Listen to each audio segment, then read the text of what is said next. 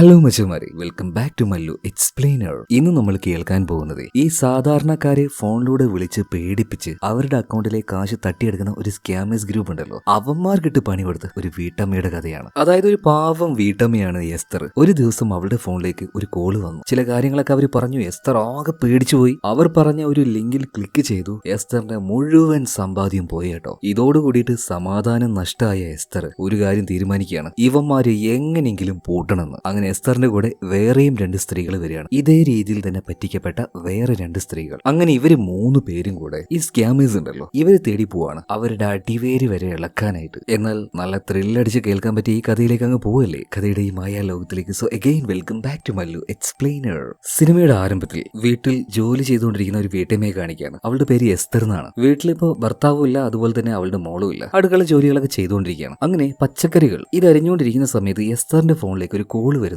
ഒരു courier service ഓഫീസിൽ നിന്നാണ് കോള് വന്നത്. അപ്പൊ അവർ വിളിച്ച് പറയുന്നത്, മാഡം നിങ്ങളുടെ പേരിൽ ഒരു പാർസൽ വന്നിട്ടുണ്ട്. ഒരുപാട് ഫേക്ക് അക്കൗണ്ടുകളുള്ള പാസ്ബുക്കുകളും അതുമായി ബന്ധപ്പെട്ട ഒരുപാട് ഫേക്ക് ഡാറ്റാസുമാണ് ആ ഒരു പാർസലുള്ളത്. ഞങ്ങൾക്ക് എന്തായാലും ഈ ഒരു കാര്യം പോലീസിനോട് പറഞ്ഞേ മതിയാവുള്ളൂ. എന്നാൽ കൂടുതലായിട്ടൊന്നും എസ്തറിന് അവരോട് ചോദിക്കാൻ പറ്റിയില്ല. അപ്പോഴേക്കും കോള് കട്ടാവുകയാണ്. എന്തായാലും കോള് കട്ടായതിനു ശേഷം എസ്തർ ആകെ പേടിച്ച് ഒരു പരിവായിട്ടുണ്ട്. എന്ത് ചെയ്യണമെന്ന് ഒരു ഐഡിയ ഇല്ല. അങ്ങനെ ആ ഒരു ഭയത്തിൽ നിൽക്കുമ്പോൾ അധികം വൈകാതെ തന്നെ പോലീസ് സ്റ്റേഷനിൽ നിന്നും കോള് വരികയാണ്. ഹലോ, ഇത് എസ്തർ അല്ലേ? അപ്പൊ തന്നെ ഒരു ഭയത്തോട് കൂടിയിട്ട് എസ്തർ പറയുന്നുണ്ട്, അതെ സാറേ, ഞാൻ എസ്തർ ആണ്. ഞങ്ങൾക്ക് കൊറിയർ ഓഫീസിൽ നിന്നും ഒരു കംപ്ലൈന്റ് കിട്ടിയിട്ടുണ്ട്. അന്വേഷിച്ച് നോക്കുമ്പോൾ നിങ്ങളുടെ പേരിൽ ചൈനയിൽ നിന്നും കുറച്ചധികം ഫേക്ക് അക്കൗണ്ടുകളുടെ പാസ്ബുക്കുകൾ അതുപോലെ തന്നെ കള്ളനോട്ടുകൾ ഇതൊക്കെ വന്നിട്ടുണ്ട്. സംഗതി അല്പം സീരിയസ് ആണ്. ഇതേ നേരം തന്നെ പാവ എസ്തർ ഒന്നും മനസ്സിലാവാതെ കരഞ്ഞുകൊണ്ട് തന്നെ പോലീസുകാരോട് പറയുന്നത്, സാറേ ഞാനൊന്നും ചെയ്തില്ല, ഇത് ഞാൻ അറിഞ്ഞിട്ടുള്ള കാര്യമൊന്നുമല്ല. ഇപ്പൊ ആ ഒരു പോലീസുകാർ പറയണത്, എന്തായാലും മാഡം ഞാൻ കമ്മീഷണർക്ക് കോള് ട്രാൻസ്ഫർ ചെയ്യുന്നുണ്ട്, അദ്ദേഹം ഇനി നിങ്ങളോട് സംസാരിച്ചോളൂ എന്ന് പറയും. അങ്ങനെ മൂന്നാമത്തെ കോള് കമ്മീഷണറുടെ ഭാഗത്തു നിന്നാണ്. കമ്മീഷണർ വിളിച്ച് എസ്തറിനോട് കാര്യങ്ങളൊക്കെ വിശദമായിട്ട് ചോദിക്കുന്നുണ്ട്. എസ്തറും വിശദമായിട്ട് തന്നെ കാര്യങ്ങൾ പറയാണ്, എനിക്ക് അങ്ങനത്തെ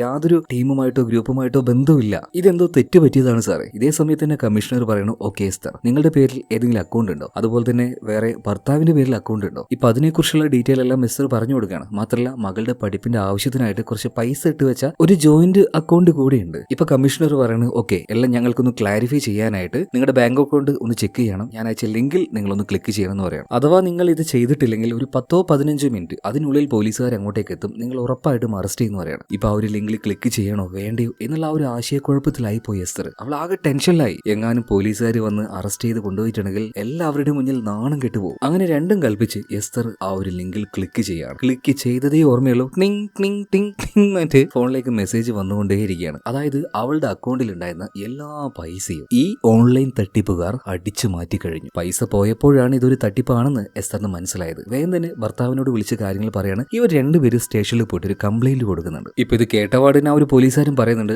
മാഡം സാർ, നിങ്ങൾ കണ്ടാൽ അത്യാവശ്യം എഡ്യൂക്കേറ്റഡ് ആയിട്ടുള്ള ഒരാളായിട്ട് തോന്നുന്നുണ്ടല്ലോ, പിന്നെ എങ്ങനെയാണ് ഇതുപോലുള്ള തട്ടിപ്പുകളിൽ ചെന്ന് വീണ് കൊടുക്കുന്നത്? എത്ര ന്യൂസുകൾ കേസുകൾ ഇതൊക്കെ വരുന്നത്, എന്നിട്ടും നിങ്ങൾ എങ്ങനെ ഈ അബദ്ധത്തിൽ ചെന്ന് ചാടിയത്? എന്തായാലും ഒരു 5 ലക്ഷം രൂപയല്ലേ പോയിട്ടുള്ളൂ. കഴിഞ്ഞ ആഴ്ച 2 കോടി രൂപ പോയി എന്ന് പറഞ്ഞിട്ട് ഒരാൾ വന്നിരുന്നത്. പക്ഷെ ഒരു കാര്യമുണ്ട്, ഇതൊന്നും തിരിച്ചു കിട്ടാൻ പോകുന്നില്ല. ഇവരൊക്കെ രാജ്യത്തിന്റെ ഔട്ട്സൈഡിൽ നിന്നാണ് ഇതെല്ലാം ഓപ്പറേറ്റ് ചെയ്യുന്നത്. അതായത് പോലീസ് സ്റ്റേഷനിലേക്ക് കംപ്ലൈന്റ് കൊടുക്കാൻ പോയപ്പോൾ അവര് കൈമലർത്തുകയാണ്, ഒരു നിർവാഹം ഇല്ല എന്ന് പറഞ്ഞിട്ട്. അങ്ങനെ ഭയങ്കര വിഷമത്തിൽ എസ്തറും ഹസ്ബൻഡും വീട്ടിലേക്ക് തിരിച്ചു വരികയാണ്. ആ സമയത്ത് എസ്തർ ഭർത്താവിനോട് ഒരു കാര്യം പറയുന്നുണ്ട്, ഒരു കാരണവശാലും നമ്മുടെ മോള് ഈ ഒരു കാര്യം അറിയാൻ പാടില്ല. അതുപോലെ തന്നെ നിങ്ങളുടെ ബന്ധുക്കളോ എന്റെ ബന്ധുക്കളോ നമ്മുടെ കൂട്ടുകാരോ ആരും ഇതിനെക്കുറിച്ച് അറിയാൻ പാടില്ല എന്ന് പറയണം. അത് എസ്തറിന് ഭയങ്കര ഷെയിമുകേടാന്ന് പറയണം. ഞാൻ ആരോടും ഇത് പറയില്ല എന്ന് അവളുടെ ഭർത്താവ് വാക്ക് കൊടുക്കുന്നുണ്ട്. അതായത് ഈ സംഭവം നടക്കുന്നതിന് ഒരു 5-6 വർഷം മുന്നേ നാട്ടിലെ ധീരതകൾ എന്തോ ഒരു അവാർഡൊക്കെ ഈ എസ്തറിന് കിട്ടിയിട്ടുണ്ട്. സോ ഈ കാര്യം എങ്ങാനും ആൾക്കാർ അറിഞ്ഞാൽ അത് എസ്തറിന് ഭയങ്കരമായ മാനക്കേടായിരിക്കും കേട്ടോ.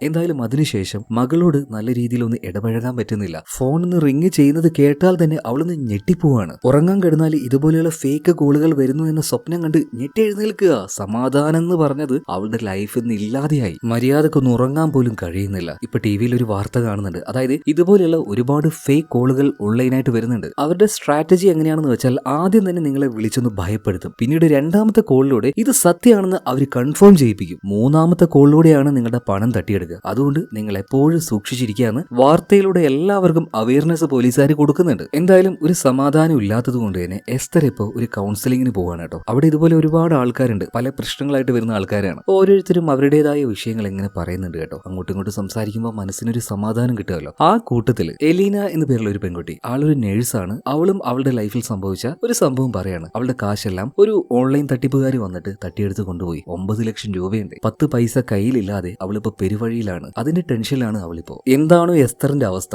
അതുപോലെ തന്നെയാണ് അവൾക്കും. അതായത് ഒരു കോള് വന്നാൽ പേടിയാണ്, മര്യാദക്ക് ഉറങ്ങാൻ കഴിയുന്നില്ല. ഉറങ്ങാൻ കിടന്നാൽ ചതിക്കപ്പെട്ടതിന്റെ ഈ ഒരു കാര്യം ആലോചിച്ച് ഭയങ്കരമായ ഫ്രസ്ട്രേഷൻ. എന്തായാലും ആ ഒരു കൗൺസിലിംഗ് എല്ലാം കഴിഞ്ഞപ്പോൾ രണ്ടുപേരും മീറ്റ് ചെയ്ത് സംസാരിക്കുകയാണ് കേട്ടോ. അതായത് രണ്ടുപേരുടെയും പ്രശ്നം ഒന്ന് തന്നെയാണല്ലോ. ഇപ്പൊ എസ്തർ എലീനയോട് പറയണത് നമുക്ക് വേറൊരാൾ കൂടെ ഉണ്ട്, അയാളൊന്ന് പോയി കണ്ടാലോ എന്ന് ചോദിക്കുകയാണ്. ഒരു പെൺകുട്ടിയാണ്, പേര് ഹെന്ദ്ര. അതായത് അവളുടെ കയ്യിൽ നിന്നല്ല ഇതുപോലെ കാശ് പോയിട്ടുള്ളത്, അവളുടെ മുത്തശ്ശിയാണ് ആരോ പറ്റിച്ചിട്ടുള്ളത്. എന്തായാലും ഹെന്ദ്രയെ പോയി കാണാന്ന് ഇവർ രണ്ടുപേരും തീരുമാനിച്ചു. നേരെ അങ്ങോട്ടേക്ക് പോവാണ്, സംസാരിക്കുകയാണ്. അതായത് മുത്തശ്ശിക്ക് ഇതിനെക്കുറിച്ച് വലിയ ധാരണയൊന്നുമില്ല. പോലീസുകാരുടെ വേഷത്തിൽ ആരോ ഒരാൾ വിളിച്ചിട്ടാണ് മുത്തശ്ശിയെ പറ്റിച്ചിട്ടുള്ളത്. അതുപോലെ അവരിപ്പോഴും മുത്തശ്ശിയോട് ചാറ്റ് ചെയ്യുന്നുണ്ട്. മുത്തശ്ശിയോട് അവർ പറയുന്ന കാര്യം എന്താ വെച്ചാൽ, മുത്തശ്ശി പേടിക്കേണ്ട ആവശ്യമില്ല, നിങ്ങളുടെ നഷ്ടപ്പെട്ട തുക ഇനി നിങ്ങൾക്ക് കിട്ടുമെന്നാണ്. അതായത് മുത്തശ്ശിയെ ഇപ്പോഴും അവർ പറ്റിച്ചുകൊണ്ടിരിക്കുക, പോയ കാശ് തിരിച്ചു കിട്ടും എന്നുള്ള ആ ഒരു പ്രതീക്ഷയിലാണ് എന്റെ മുത്തശ്ശി.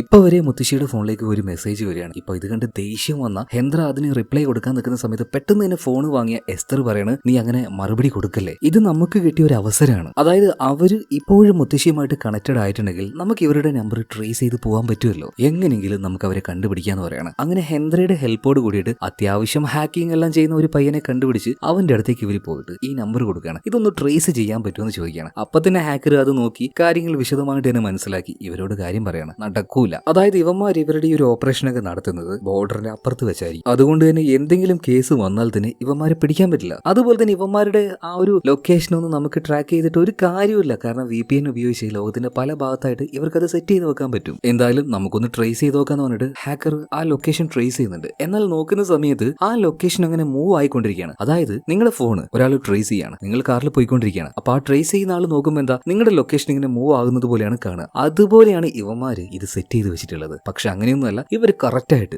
ഏതോ ഒരു ബിൽഡിങ്ങിന്റെ ഉള്ളിൽ വളരെ രഹസ്യമായിരുന്നു കൊണ്ട് തന്നെയാണ് ഇത് ചെയ്യുന്നത്. പക്ഷെ കണ്ടുപിടിക്കുക എന്ന് പറയുന്നത് അത് അത്ര എളുപ്പമല്ല. ഇതിനുശേഷം കാണിക്കുന്നത് ഈ സംഭവം എല്ലാം നടക്കുന്നതിന്റെ ഒരു 2 ആഴ്ച മുന്നെയാണ്. ഇത്രയും നേരം നമ്മൾ കണ്ടത് പറ്റിക്കപ്പെട്ട ആളുകളെയല്ലേ, ഇനി നമ്മൾ കാണുന്നത് ഈ പറ്റിക്കുന്ന ആൾക്കാരെയാണ്. ഒരു വലിയ ടീമായിട്ടാണ് അവർ ഈ ജോലിയൊക്കെ ചെയ്യുന്നത്. ആ ടീമിലുള്ള ഒരാളാണ് നാൻസി എന്ന് പറഞ്ഞ ഈ ലേഡി. ഇവർക്കൊരു മോളുണ്ട്, പക്ഷേ ഡയറക്റ്റ് ആയിട്ട് മോളോട് ഫോൺ വിളിച്ച് സംസാരിക്കാനൊന്നും പറ്റില്ല. അതുകൊണ്ട് ബാത്റൂമിൽ പോയിട്ട് മോളോട് ഒരു വീഡിയോ കോളൊക്കെ ചെയ്ത് സംസാരിക്കുകയാണ്. മോളെ, അമ്മ അധികം വൈകാതെ വരും കേട്ടോ, മോള് പേടിക്കൊന്നും വേണ്ട, അമ്മ എന്തായാലും വരും. അതായത് ഇവിടെ ജോലി ചെയ്യുന്ന ആൾക്കാരൊക്കെ ഒരു കോൺട്രാക്ട് ബേസിൽ വളരെ രഹസ്യമായിട്ടാണ് ജോലി ചെയ്യുന്നത്. എന്തായാലും ഫോൺ വിളിയെല്ലാം കഴിഞ്ഞപ്പോൾ ഇപ്പൊ നാൻസി ബാത്റൂമിന്റെ പുറത്തേക്ക് വരികയാണ്. ഇതേ സമയത്ത് തന്നെ ഈ ഒരു ടീമിൽ പുതുതായിട്ട് ജോയിൻ ചെയ്ത ഒരു പെൺകുട്ടി എന്തോ ഒരു മിസ്റ്റേക്ക് ചെയ്തു. അവളെ വല്ലാണ്ട് അവിടെ ഉണ്ടായിരുന്ന ഒരുത്തൻ ചീത്ത പറഞ്ഞുകൊണ്ടിരിക്കുക, അടിക്കാൻ വരെ നോക്കുന്നുണ്ട്. ഈ സമയത്ത് പെട്ടെന്ന് അങ്ങോട്ടേക്ക് ചെന്ന് നാൻസി പറയണം, അവള് പുതുതായിട്ട് ജോയിൻ ചെയ്തിട്ടേ ഉള്ളൂ, അതുപോലെ തന്നെ സ്ത്രീകളുടെ ദേഹത്ത് എന്തിനാ കൈവെക്കാൻ നോക്കുന്നത്, നീ ഒന്ന് പോയിക്കേ, അവളെ ട്രെയിൻ ചെയ്യിപ്പിക്കുന്ന കാര്യം ഞാൻ ഏറ്റു എന്ന് പറഞ്ഞിട്ട് അവൾക്ക് ഓരോ കാര്യങ്ങളും സ്റ്റെപ്പ് ബൈ സ്റ്റെപ്പ് ആയി പറഞ്ഞു കൊടുക്കുകയാണ് നാൻസി. ഇപ്പോൾ അതായത് നാൻസി ഈ ഒരു ടീമിലേക്ക് വന്നിട്ട് കുറച്ച് നാളായി കേട്ടോ, വേണമെങ്കിൽ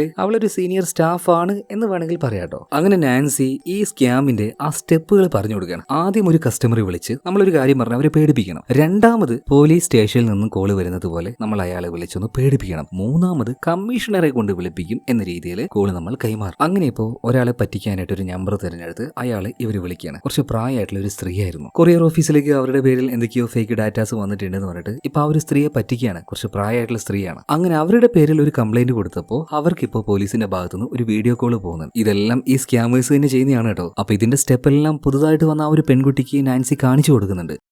എന്നാൽ രണ്ടാമത്തെ സ്റ്റെപ്പിൽ ഒരു പോലീസുകാരന്റെ വേഷം കിട്ടിയ ഒരാൾ വീഡിയോ കോൾ ചെയ്യുന്നുണ്ടല്ലോ പ്രായമായിട്ടുള്ള ഒരു സ്ത്രീയുമായിട്ട്. സോ ആ പ്രായമായിട്ടുള്ള സ്ത്രീയെ കണ്ടപ്പോൾ നാൻസി ചെറുതായിട്ടൊന്ന് ഞെട്ടുന്നുണ്ട്. അതിന്റെ കാരണം മുന്നോട്ടേക്ക് പോകുമ്പോൾ മനസ്സിലാവും. എന്തായാലും ഇവിടെ വെച്ച് നാൻസിക്ക് വേറൊന്നും ചെയ്യാൻ കഴിയാത്തത് കൊണ്ട് തന്നെ അവൾ ആ ഒരു സ്കാമിന്റെ ഭാഗമായിട്ട് അങ്ങനെ നിന്നു കൊടുക്കുകയാണ്. അങ്ങനെ മൂന്നാമത് ആ ഒരു കോള് ട്രാൻസ്ഫർ ചെയ്യുന്നത് കമ്മീഷണർക്കാണ്. ഇവനാണ് ഈ ഒരു തട്ടിപ്പ് ഗ്രൂപ്പിന്റെ മെയിൻ ആയിട്ടുള്ള ആള്, ടോണി. ഇവനാണ് ലാസ്റ്റ് കമ്മീഷണർ എന്ന പേരിൽ വീഡിയോ കോളിലൂടെ സംസാരിച്ച് അവരെ കൊണ്ട് ആ ലിങ്കിൽ ക്ലിക്ക് ചെയ്യിപ്പിക്കുക. അതോടുകൂടിയിട്ട് അവരുടെ അക്കൗണ്ടിലെ എല്ലാ പൈസയും പോകും കേട്ടോ. എന്തായാലും മുത്തശ്ശിയുടെ അക്കൗണ്ടിൽ ഉണ്ടായിരുന്ന ഏകദേശം ഒരു 500,000 കാശ് അത് പോയിട്ടുണ്ട്. ഈ സമയത്ത് സന്തോഷത്തിൽ അവൻ തുള്ളിച്ചാടി പുറത്തേക്ക് വരികയാണ്. മാത്രമല്ല ഇവനും ആ ഒരു ടീമിന്റെ ഭാഗം മാത്രമാണ്. ഈ ടീമിനെല്ലാം ലീഡറായിട്ട് ഒരു ബോസ് ആയിട്ട് ഒരുത്തനുണ്ട്. ഇപ്പൊ ബോസിന്റെ അടുത്തേക്ക് വന്നിട്ട് ടോണി ഒരു കാര്യം പറയാണ്. ബോസേ, കുറെ കാലമായി ഞാൻ ഇവിടെ ജോലി ചെയ്യുന്നു, എനിക്കിനി എന്റെ ഫാമിലിയിലേക്ക് തിരിച്ചു പോകണം. ഞാൻ പോയാലും ഇവിടുത്തെ കാര്യങ്ങളൊക്കെ നല്ല രീതിയിൽ മുന്നോട്ടേക്ക് പോയിക്കോളും, അതിനുവേണ്ട ട്രെയിനിങ് കാര്യങ്ങളൊക്കെ ഞാൻ എല്ലാവർക്കും കൊടുത്തിട്ടുണ്ട്. എന്തായാലും ബോസ് അവനിക്ക് അവിടുന്ന് പോകാനുള്ള പെർമിഷൻ കൊടുക്കുകയാണ്. എന്നാൽ ബോസിന്റെ റൈറ്റ് ഹാൻഡ് ആയിട്ടുള്ള ഒരു മുട്ടയുണ്ട്. ആളുടെ പേര് ബ്ലേക്ക് എന്നാണ്. ബ്ലേക്കിന്റെ കൂടെ എപ്പോഴും ഒരു പെണ്ണുണ്ടാവും. അവന്റെ ഗേൾഫ്രണ്ട് ആണ്, നൈല എന്നാണ് അവളുടെ പേര്. എന്തായാലും ആ ഒരു മുട്ടയോട് ബോസ് പറയണേ എന്തായാലും അവനെ ഒന്ന് നിരീക്ഷിച്ചേക്കെന്ന് പറയണം. അങ്ങനെ പെട്ടിയും സാമാനൊക്കെ എടുത്ത് നമ്മുടെ ടോണി പുറത്തേക്ക് പോകുന്നുണ്ട്. പിന്നീട് ആരും കാണുന്നില്ല എന്ന് ഉറപ്പ് വരുത്തിയിട്ട് ഒരു കറുത്ത കാറ് അവന്റെ അടുത്തേക്ക് വന്ന് നിൽക്കുന്നുണ്ട്. അതിലുള്ളത് ആരാണെന്ന് കാണിക്കുന്നില്ല.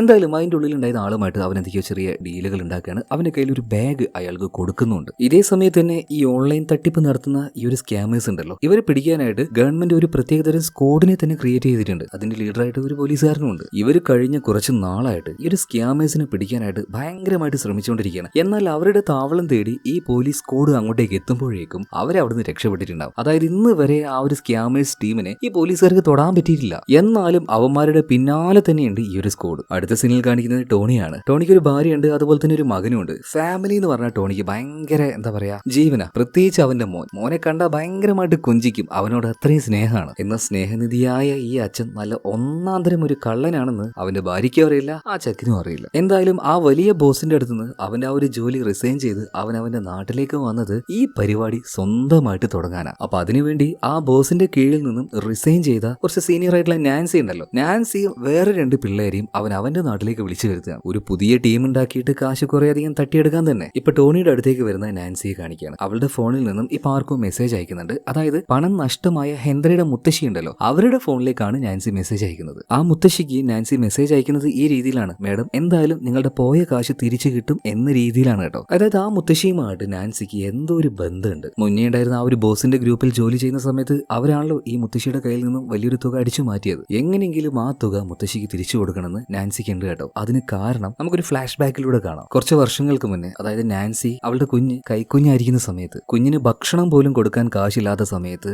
ഒരു ചെറിയ മോഷണം നടത്തി. അന്ന് അവൾ പിടിക്കപ്പെടേണ്ടതായിരുന്നു. എന്നാൽ നാൻസിയുടെ അടുത്തേക്ക് വന്ന് ഈ മുത്തശ്ശി അവളെ രക്ഷപ്പെടുത്തിയിട്ട് പറയണം: മോളെ, ദയവ് ചെയ്തിട്ട് ഇങ്ങനെയുള്ള പരിപാടിയൊന്നും ചെയ്യല്ലേ, നിന്റെ മോളുടെ ഭാവിയെങ്കിലും നീ ഒന്ന് ആലോചിക്കണം. ഇപ്പൊ തൽക്കാലത്തേക്ക് ഞാൻ നിനക്ക് കുറച്ച് കാശ് തരാന്ന് പറഞ്ഞിട്ട് അന്ന് നാൻസിക്ക് മുത്തശ്ശി കുറച്ച് കാശ് കൊടുത്തു അവളെ സഹായിച്ചായിരുന്നു. മാത്രമല്ല അവളെ ആർക്കും കാണിച്ചു കൊടുത്തതുമില്ല. അതുകൊണ്ട് മാത്രം നാൻസി അന്ന് പിടിക്കപ്പെട്ടില്ല. അതുപോലെ മുത്തശ്ശി കൊടുത്ത ആ കാശുമായിട്ട് കുറച്ചു കാലം അവൾക്ക് കുഴപ്പമില്ലാതെ ജീവിക്കാനും പറ്റി. ആ ഒരു നന്ദി ഇപ്പോഴും നാൻസിയുടെ ഉള്ളിലുണ്ട്. അതുപോലെ മുത്തശ്ശി പറ്റിക്കപ്പെട്ടല്ലോ, അറിയാതെയാണെങ്കിലും അതിന് അവളും കൂടി ഒരു കാരണക്കാരിയല്ലേ. അതുകൊണ്ട് എങ്ങനെയെങ്കിലും മുത്തശ്ശിക്ക് ആ ഒരു കാശ് തിരിച്ചു കൊടുക്കണം എന്നുള്ളൊരു വാശിയിലാണ് അവൾ. അതുപോലെ ടോണി അവന്റെ നാട്ടിൽ പുതിയൊരു ടീം ആരംഭിച്ചിട്ടുണ്ട്. അങ്ങോട്ടേക്ക് ഇപ്പൊ നാൻസിയും വന്നിട്ടുണ്ട്, വേറെ കുറച്ച് പിള്ളേരുണ്ട്. അപ്പൊ അവർക്ക് എല്ലാ ട്രെയിനിങ്ങും കാര്യങ്ങളും കൊടുക്കുന്നത് നാൻസിയാണ്. മാത്രമല്ല ഈ കസ്റ്റമേഴ്സിന് ഫേക്ക് ആയിട്ടുള്ള ലിങ്കും കാര്യങ്ങളൊക്കെ അത് അയക്കാൻ പോകുന്നത് അത് ടോണിയാണ്. അതായത് ഇവർ രണ്ടുപേരും നിന്നുകൊണ്ടാണ് ഈ ഒരു ടീമിനെ മുന്നോട്ടേക്ക് കൊണ്ടുപോകാൻ പോകുന്നത്. പക്ഷെ നാൻസിക്ക് ഇപ്പോഴും അറിയാത്തൊരു കാര്യം, ഇവർ പറ്റിക്കാൻ പോകുന്ന ആൾക്കാരുടെ ലിസ്റ്റ് അതെങ്ങനെ ടോണിക്ക് കിട്ടും. അതുപോലെ തന്നെ ഈ പറ്റിച്ചെടുത്ത കാശുണ്ടല്ലോ അതെങ്ങനെ ഇവരുടെ കൈകളിലേക്ക് എത്തിക്കും. അതിനായിട്ട് ഒരു അക്കൗണ്ടും കാര്യങ്ങളൊക്കെ വേണ്ടേ. ഈ 2 കാര്യത്തിനെ കുറിച്ചും നാൻസിക്ക് യാതൊരു ഐഡിയ ഇല്ല. എന്നാൽ ഇതിനെക്കുറിച്ച് ടോണിയോട് ചോദിച്ചപ്പോൾ ടോണി പറയാണ്: ആവശ്യമില്ലാത്ത കാര്യത്തിൽ നീ ഇടപെടേണ്ട, നിനക്ക് വേണ്ട കാശ് ഞാൻ തരുന്നില്ലേ, അതുകൊണ്ട് പറഞ്ഞ പണി ചെയ്താൽ മതി എന്ന് പറയണം. ഇതേ സമയത്താണ് നാൻസിയുടെ ഫോണിലേക്ക് ഒരു മെസ്സേജ് വരുന്നത്. അതായത് മുത്തശ്ശിയുടെ ഫോണിൽ നിന്നാണ് ആ ഒരു മെസ്സേജ് വന്നത്. അപ്പൊ തന്നെ ആ ഒരു ഫോൺ എടുത്ത് നോക്കുകയാണ് ടോണി. അതായത് എല്ലാവരുടെയും ഫോൺ അവൻ ഇടയ്ക്കിടയ്ക്ക് ചെക്ക് ചെയ്യും. എന്തായാലും നാൻസിയുടെ ഫോൺ ചെക്ക് ചെയ്ത സമയത്ത് മുത്തശ്ശി അയച്ച മെസ്സേജ് കാണുന്നുണ്ട്. ഇപ്പൊ ടോണി പറയാണ്: ഈ കേസ് നമ്മൾ അവിടുന്ന് വിട്ടതല്ലേ, പിന്നെ എന്തിനാ അവരോട് ഇപ്പോഴും ചാറ്റ് ചെയ്യുന്നത്? അല്ല ടോണി, നീ പുതുതായിട്ട് ഒരു ടീം രൂപീകരിച്ചാണ്, അപ്പോ കസ്റ്റമേഴ്സിന്റെ ലിസ്റ്റ് ഒന്നും നിനക്ക് കിട്ടിയില്ലെങ്കിലോ എന്ന് വെച്ച് ഞാൻ അവരുമായിട്ട് ഒരു കോൺടാക്ട് വെച്ചതാ, ഒരു വിശ്വാസത്തിൽ. അതായത് നമുക്ക് വീണ്ടും അവരെ പറ്റിക്കാലോ. ഇത് കേട്ട സമയത്ത് ടോണി ചിരിച്ചുകൊണ്ട് പറയണം: ഇതാണ് നാൻസി എക്സ്പീരിയൻസ് എന്ന് പറയുന്നത്. എല്ലാവരും കണ്ടോ, ഒരാളെ ഒരു തവണ പറ്റിച്ചു വിടാൻ എല്ലാവർക്കും പറ്റും, പക്ഷെ അയാളെ വീണ്ടും വീണ്ടും പറ്റിക്കണമെങ്കിൽ അതിനൊരു എക്സ്പീരിയൻസ് വേണം. അതുകൊണ്ട് തന്നെയാണ് നാൻസി ഇങ്ങോട്ടേക്ക് ഞാൻ കൊണ്ടുവന്നത്. എല്ലാവരും ഇത് കണ്ട് പഠിക്കുന്നു പറയാണ്. എന്നാൽ നാൻസിയുടെ ഉദ്ദേശം വേറൊന്നാണ്. അതെന്തായാലും ടോണിക്ക് അറിയില്ല. അതുപോലെ തന്നെ നാൻസി ആണല്ലോ മുത്തശ്ശിയുടെ ഫോണിലേക്ക് ഈ മെസ്സേജ് അയക്കുന്നത്. എന്നാൽ ആ മെസ്സേജ് അയക്കുന്നത് സ്കാമേഴ്സ് ആണെന്ന് കരുതിയിട്ട് ആ മെസ്സേജ് ചെയ്യാനുള്ള ആളെ കറക്റ്റ് ആയിട്ട് ട്രേസ് ചെയ്തുകൊണ്ടിരിക്കുകയാണ് നമ്മുടെ എസ്തറും എലീനയും ഹെൻറിയും കൂടെ. ഇവർക്ക് 3 പേർക്ക് അറിയില്ല നാൻസി മുത്തശ്ശിയെ സഹായിക്കാനാണ് നോക്കുന്നതെന്ന്. അതുകൊണ്ട് തന്നെ ഇവർ 3 പേരും ഒരു പ്ലാൻ ഉണ്ടാക്കുകയാണ്. ഫേക്ക് ആയിട്ടുള്ള കുറച്ച് ഗോൾഡ് അത് അവരുടെ കയ്യിലേക്ക് കൊടുത്ത് അതിന്റെ പണം തരുമെന്ന രീതിയിൽ ഒരു മെസ്സേജ് അയച്ചു നോക്കുക. ആ മെസ്സേജ് അയച്ച സമയത്ത് കറക്റ്റ് അത് നാൻസിയുടെ ഫോണിലേക്ക് വന്നപ്പോൾ ടോണി ആ ഒരു മെസ്സേജ് കാണാണ്. ടോണി കണ്ടപാടിനെ പറയാണ് 40 പവനാണല്ലോ, കോൾ അടിച്ചല്ലോ, ഒരു കാര്യം ചെയ്യ് അതും കൂടെ തട്ടിയെടുത്ത് ഇവരുടെ കേസ് അങ്ങ് ക്ലോസ് ചെയ്തേക്കെന്ന് പറയണം. എന്നാൽ അതിന്റെ പിന്നിലുണ്ടായിരുന്ന ആ ഒരു ട്രാപ്പ് അത് ടോണി ഇപ്പൊ മനസ്സിലാക്കുന്നില്ല. എന്തായാലും ഇവർ 3 പേരും കൂടെ കുറച്ച് ഫേക്ക് ആയിട്ടുള്ള ഗോൾഡ് എടുത്ത് ആ പെട്ടിയുടെ അടിഭാഗത്തായിട്ട് ചെറിയൊരു ട്രാക്കർ നമ്മുടെ ഹാക്കറെ കൊണ്ട് സെറ്റ് ചെയ്യിപ്പിക്കുകയാണ്. എന്നിട്ട് മുത്തശ്ശിയുടെ ഫോണിൽ നിന്നും ഒരു ലൊക്കേഷൻ അയച്ചു കൊടുക്കുന്നുണ്ട്. ഒരു ഹോസ്പിറ്റലാണ്. പിന്നീട് മുത്തശ്ശിയുടെ കയ്യിൽ ഒരു കവറും കൊടുത്ത് ആ കവറിൽ ഈ പെട്ടി ഇട്ടിട്ട് മുത്തശ്ശിയോട് ഹോസ്പിറ്റലിൽ പോയി ഇരിക്കാൻ പറയണം. എന്നാൽ എന്താ ഇവിടെ നടക്കുന്നതെന്നൊന്നും നമ്മുടെ മുത്തശ്ശിക്ക് അറിയില്ല കേട്ടോ. പെട്ടെന്നാണ് അവിടെ ഒരു എമർജൻസി കേസ് വരുന്നത്. കറക്റ്റ് ആ ഒരു സമയത്ത് ഒരു മഞ്ഞ ടീഷർട്ട് ധരിച്ച് അങ്ങോട്ടേക്ക് വന്ന നാൻസി നേരെ മുത്തശ്ശിയുടെ അടുത്തേക്ക് പോയി അതിലുണ്ടായിരുന്ന ആ ഗോൾഡിന്റെ പാക്കറ്റ് എടുക്കാതെ ഒരു ലെറ്ററും മറ്റു ചെറിയൊരു പാക്കറ്റും അതിലേക്ക് ഇട്ടുകൊടുത്ത് നാൻസി വേഗം അവിടുന്ന് പോവാണ്. ഇത് കണ്ട നമ്മുടെ ഹെന്ദ്ര, എസ്തർ, അതുപോലെ തന്നെ എലീന, ഇവർക്ക് 3 പേർക്കും ഇതെന്താ സംഭവിക്കുന്നതെന്ന് മനസ്സിലാവുന്നില്ല. എന്തുകൊണ്ടാണ് നാൻസി ഗോൾഡ് എടുക്കാതിരുന്നത്? അവൾ ആ ഒരു പെട്ടി എടുത്താൽ മാത്രമല്ലേ അവളെ ട്രാക്ക് ചെയ്യാൻ പറ്റുള്ളൂ. എന്തെങ്കിലും ചെയ്താൽ മതിയാവുള്ളൂ. ഇപ്പൊ നാൻസിയും അവളുടെ കൂടെ വന്ന ഒരാളും വേഗത്തിൽ തന്നെ അവിടുന്ന് തിരിച്ചു പോകുന്ന സമയത്ത് വേഗം അങ്ങോട്ടേക്ക് ചെന്ന എലീന, അവൾ ആ ഹോസ്പിറ്റലിൽ നേഴ്സായിട്ട് ജോലിയാണ്. അവള് വേഗം പോയിട്ട് ഈ നാൻസിയുടെ ദേഹത്തേക്ക് ഒറ്റ തട്ട് കെട്ടുകയാണ്. അവളുടെ ബാഗൊക്കെ ആകെ താഴെ വീണ് സാധനങ്ങളെല്ലാം പല ഭാഗത്തേക്ക് വീഴുന്നുണ്ട്. ഈ സമയത്ത് അങ്ങോട്ടേക്ക് വന്ന ഹെന്ദ്ര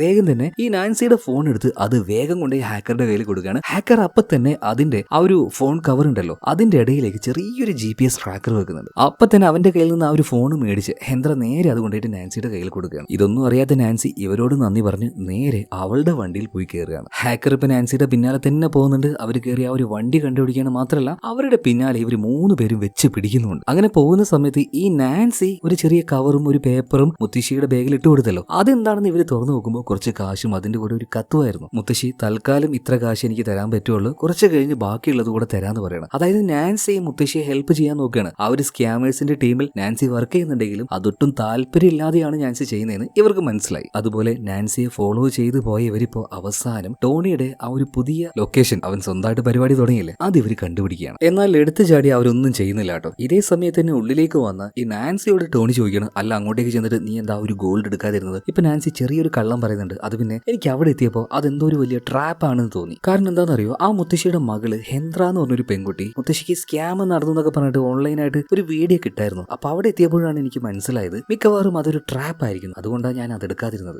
ഓക്കെ തൽക്കാലം ആ ഒരു കേസ് വിട്ടേക്കെന്ന് ഇപ്പൊ ടോണി പറയണം. എന്നാൽ ടോണിക്കുള്ള പണി അത് തുടങ്ങാൻ പോകുന്നതേ ഉള്ളൂ. അതായത് ലൊക്കേഷൻ ഇവർ കണ്ടുപിടിച്ചല്ലോ. അങ്ങനെ എസ്തറും എലീനയും ഹെന്ദ്രയും കൂടിയിട്ട് ഈ ടോണിയുടെ റൂം ഉണ്ടല്ലോ അതിന്റെ തൊട്ട് മുകളിൽ ഉണ്ടായിരുന്ന റൂം അവർ റെന്റിന് എടുക്കുകയാണ്. എലീനയുടെ കയ്യിൽ 10 പൈസ ഇല്ല, ഹെന്ദ്രയുടെ കയ്യിലും കാശില്ല. അപ്പൊ ഇതിനു വേണ്ടി കാശൊക്കെ ചെലവാക്കുന്നത് എസ്തറാണ്. അങ്ങനെ അതിന്റെ തൊട്ട് മുകളിൽ റൂം എടുത്ത് എന്താണ് തൊട്ട് താഴെ വെച്ച് ഈ ടോണിയും അവന്റെ ആളുകളും ചെയ്യുന്നതെന്ന് വിശദമായിട്ട് ഇവർ പഠിച്ചുകൊണ്ടിരിക്കുകയാണ്. അപ്പൊ ചെറിയ ചെറിയ മൈക്കും കാര്യങ്ങളൊക്കെ പല ഭാഗത്ത് സെറ്റ് ചെയ്യണല്ലോ, അതൊക്കെ വഴിയെ ചെയ്യാം. എന്നാലും ചെറിയ രീതിയിലൊക്കെ അവരെന്താ സംസാരിക്കുന്നതെന്ന് മനസ്സിലാക്കാനുള്ള കുറച്ച് സെറ്റപ്പ് ഒക്കെ നമ്മുടെ ഹാക്കർ അവിടെ ചെയ്തു വെച്ച് കൊടുക്കുന്നുണ്ട്. അപ്പൊ അതിലൂടെ എന്താണ് താഴെ നടക്കുന്നത്, അവിടുത്തെ ആ ഒരു സെറ്റപ്പും കാര്യങ്ങളൊക്കെ എങ്ങനെയാണെന്ന് ചെറുതായിട്ട് ഇവർക്ക് മനസ്സിലാക്കാൻ പറ്റി. അതായത് രാവിലെ ഒരു 7-8 മണിയാകുമ്പോൾ ഇവരുടെ ആ ഒരു സ്കാമിംഗ് പരിപാടി തുടങ്ങി വൈകുന്നേരം ഒരു 7 മണി വരെ ഉണ്ടാവും. എന്നാൽ ജോലി സമയം കഴിഞ്ഞാൽ അവർക്ക് അവരുടെ വീട്ടിലേക്ക് പോകാനൊന്നും കഴിയില്ല. അവർക്ക് താമസിക്കാനായിട്ട് ഇവിടെ സ്പെഷ്യൽ ആയിട്ടുള്ള റൂം ഉണ്ട്, അതിന്റെ ഉള്ളിൽ കയറിയിരിക്കണം. അവർക്ക് വേണ്ട സാധനങ്ങൾ എന്താണോ, അത് ഭക്ഷണമായാലും വേറെ എന്തായാലും അത് മേടിച്ച് കൊടുക്കാനായിട്ട് തന്നെ ഒരാൾ അവിടെ ഉണ്ടാവും കേട്ടോ. അതുപോലെ വൈകുന്നേരം ആകുന്ന സമയത്ത് ടോണിയും അവന്റെ വീട്ടിലേക്ക് പോകും. എന്നാലും ഓഫീസിന്റെ ഉള്ളിൽ 1-2 ആൾക്കാരൊക്കെ ഉണ്ടാവാറുണ്ട്. അങ്ങനെ കുറച്ച് ദിവസമായി ഇവിടെ എന്താ നടക്കുന്നതെന്ന് ഇവർ കറക്റ്റായിട്ട് ഒബ്സർവ് ചെയ്തുകൊണ്ടിരിക്കുകയാണ്. ഇവർക്ക് കറക്റ്റായിട്ട് മനസ്സിലാവേണ്ട ഒരു കാര്യം എന്താ വെച്ചാൽ ഈ സ്കാമിങ്ങിലൂടെ തട്ടിയെടുക്കുന്ന കാശ് അത് ഇവരെന്താ ചെയ്യുന്നത്, അത് ഏത് അക്കൗണ്ടിലേക്കാണ് കൊണ്ടുപോകുന്നത്, അതിനെക്കുറിച്ച് ഇവർക്ക് നന്നായിട്ട് മനസ്സിലാവണം. എന്നാൽ ഇത്രയും ദിവസമായിട്ടും അതിനെക്കുറിച്ച് യാതൊരു ലീഡും ഇതുവരെയായിട്ടും കിട്ടിയിട്ടില്ല. ഇതേ സമയത്ത് തന്നെ ഈ ഓൺലൈൻ സ്കാമേഴ്സ് ഉണ്ടല്ലോ, ഇവരെ പിടിക്കാനായിട്ട് പോലീസ് ഒരു സ്ക്വാഡ് ഉണ്ടാക്കിയിട്ടുണ്ടല്ലോ. ആ ഒരു ടീമാണെങ്കിൽ ശക്തമായിട്ട് തന്നെ ഈ സ്കാമേഴ്സിനെ തെരഞ്ഞുകൊണ്ടിരിക്കുകയാണ്. അങ്ങനെ അവസാനം അവരൊരു കാര്യം കണ്ടുപിടിച്ചു. ഈ ടോണി ഉണ്ടല്ലോ, ഇവന്റെ പഴയ ബോസ്, അയാളുടെ റൈറ്റ് ഹാൻഡ് ആയിട്ടുള്ള ഒരു മൊട്ട ബ്ലേക്ക്, അവനക്കൊരു ഗേൾ ഫ്രണ്ട് ഇല്ലേ നൈല, ആ പെണ്ണിന്റെ അക്കൗണ്ടിലേക്ക് പല തവണയായിട്ട് ഒരുപാട് എമൗണ്ടുകൾ വന്നിട്ടുണ്ട്. അവളുടെ പേരിൽ ഒരുപാട് ഫേക്ക് അക്കൗണ്ടുകളുണ്ട്. സോ പോലീസുകാർ ആ വഴിക്ക് ഇപ്പൊ ഒന്ന് അന്വേഷിക്കാൻ തുടങ്ങുകയാണ്. എങ്ങനെയെങ്കിലും ഈ നൈലയെ കണ്ടുപിടിക്കണം. അവളുടെ പിന്നാലെ തന്നെ സ്ക്വാഡ് ഉണ്ട് കേട്ടാ. ഇതേ സമയത്ത് തന്നെ നമ്മുടെ ഹാക്കർ എലീന, ഹെന്ദ്ര ഇവർ കഠിനമായിട്ട് പരിശ്രമിച്ചിട്ടും ഈ സ്കാമേഴ്സ് തട്ടിയെടുക്കുന്ന ആ ഒരു കാശ് അത് അവരെങ്ങോട്ടാ കൊണ്ടുപോകുന്നത്, അത് എവിടെയാ സൂക്ഷിക്കുന്നത്, ഏത് അക്കൗണ്ടിലേക്കാണ് ഇത് മാറ്റുന്നത് എന്നുള്ള ആ ഒരു വിവരം എത്രയൊക്കെ താഴെയുള്ളവർ സംസാരിക്കുന്നത് ശ്രദ്ധിച്ച് കേട്ടിട്ടും ഇവർക്ക് അങ്ങോട്ട് മനസ്സിലാവുന്നില്ല. ഈ സമയത്ത് ഹാക്കർ പറയണം, അതായത് അവരുടെ കമ്പ്യൂട്ടറിലേക്ക് ഞാൻ തരുന്ന ചെറിയൊരു ചിപ്പ് നിങ്ങളൊന്ന് കുത്തിയാൽ മതി, അതിലുള്ള എല്ലാ ഡാറ്റാസും ഞാൻ എടുക്കാം. എന്ന് ഇത് കേട്ട എസ്തർ പറയണം, അത് അത്ര എളുപ്പമല്ല, നമ്മൾ ആരത് പോയി ചെയ്യും, അത് മെനക്കെട്ട പരിപാടിയാണ്, അതിന് നിന്നാൽ ചിലപ്പോൾ നമ്മുടെ ജീവൻ വരെ പോകും, നമുക്ക് എന്തായാലും കാത്തിരിക്കാന്ന് പറയാം. ഈ സമയത്താണ് ടോണിയുടെ സ്കാമേഴ്സ് ടീം ടീം. എപ്പോഴും വിളിക്കുന്നത് പോലെ തന്നെ ഒരാളെ പറ്റിക്കാൻ വേണ്ടി വിളിച്ച സമയത്ത് അയാൾ ഇവരെക്കാട്ടിയും വലിയ കില്ലാടിയാണ്. അതായത് സ്കാം ചെയ്യാൻ വിളിച്ച ആൾക്കാരെ പൂരത്തെറി. മറ്റൊരു വഴിയില്ലാത്തതുകൊണ്ട് അവര് ഫോൺ കട്ട് ചെയ്യാണ് കേട്ടോ. ഇത് കേട്ട സമയത്ത് ആകെ ദേഷ്യം വന്ന ടോണി ചാടി ഇറങ്ങി വന്നിട്ട് പറയുന്നു, നിങ്ങൾക്കൊന്നും ഇതിന് പറ്റില്ലെങ്കിൽ ഇട്ടിട്ട് പോടാ, കഴിവില്ലാത്ത കഴിവരികളെ. നിങ്ങൾക്ക് ഒരുപാട് ഫ്രീഡൊക്കെ ഞാൻ ഇവിടെ തന്നിട്ടുണ്ട്, എന്തായാലും ഇനി അത് ഞാൻ തരാൻ പോകുന്നില്ല. ഒരുത്തന്നെ ഇനി ഫോൺ ഉപയോഗിച്ച് പോരുത്, എല്ലാ ഫോണും എനിക്ക് തന്നെ. അങ്ങനെ എല്ലാവരുടെ കയ്യിലെ ഫോണും മേടിക്കുന്നുണ്ട്, കൂട്ടത്തിൽ നാൻസിയുടെ ഫോണും മേടിക്കുകയാണ്. അപ്പൊ ഈ കാര്യങ്ങളൊക്കെ ഹെഡ്സെറ്റ് വഴി ഇപ്പൊ ഹാക്കറും എസ്തറും എലീനയും ഹെൻറിയും കേൾക്കുന്നുണ്ട്. അതായത് നാൻസിയുടെ കയ്യിൽ ഫോണ് ഇയാൾ മേടിച്ചു കഴിഞ്ഞാൽ അത് പണിയാണല്ലോ. എന്നാൽ ഇവരെക്കാൾ കൂടുതൽ പേടിക്കുന്നത് നാൻസിയാണ്. നാൻസിക്ക് ആ ഒരു ഫോൺ ഉണ്ടെങ്കിൽ മാത്രമേ മകളോട് സംസാരിക്കാൻ പറ്റുള്ളൂ. എന്തായാലും നാൻസി ഫോൺ കൊടുക്കാൻ പറഞ്ഞിട്ടും ടോണി ഫോൺ കൊടുത്തില്ല കേട്ടോ. നീ ഈ ഫോണൊക്കെ കൊണ്ട് എങ്ങോട്ടാ പോകുന്നതെന്ന് ചോദിച്ച സമയത്ത് ഇപ്പൊ നാൻസിയോട് ടോണി ഒരു കാര്യം പറയുന്നുണ്ട്, നിങ്ങൾക്ക് ഇവിടെയുള്ള കാര്യങ്ങൾ മാത്രം ചെയ്താൽ മതി, കിട്ടുന്ന കാശൊക്കെ ഫേക്ക് അക്കൗണ്ടിൽ നിന്ന് എനിക്ക് എടുക്കണ്ടേ, അത് മാനേജ് ചെയ്യണ്ടേ. ഇതും പറഞ്ഞ് അവൻ അവിടുന്ന് പോവാണ്. നാൻസിയുടെ ഫോൺ ഇപ്പോഴും അവന്റെ കയ്യിൽ തന്നെയാണ്. എന്തായാലും അവൻ അബദ്ധത്തിൽ പറഞ്ഞ ആ ഒരു കാര്യം ഹാക്കറും എസ്തറും എലീനയും ഹെൻറിയും കേട്ടു. അതായത് ഈ വരുന്ന കാശ് മുഴുവൻ ഫേക്ക് അക്കൗണ്ടുകളിലേക്ക് മാറ്റി അത് നിയന്ത്രിക്കുന്നത് ഈ ടോണി തന്നെയാണ്.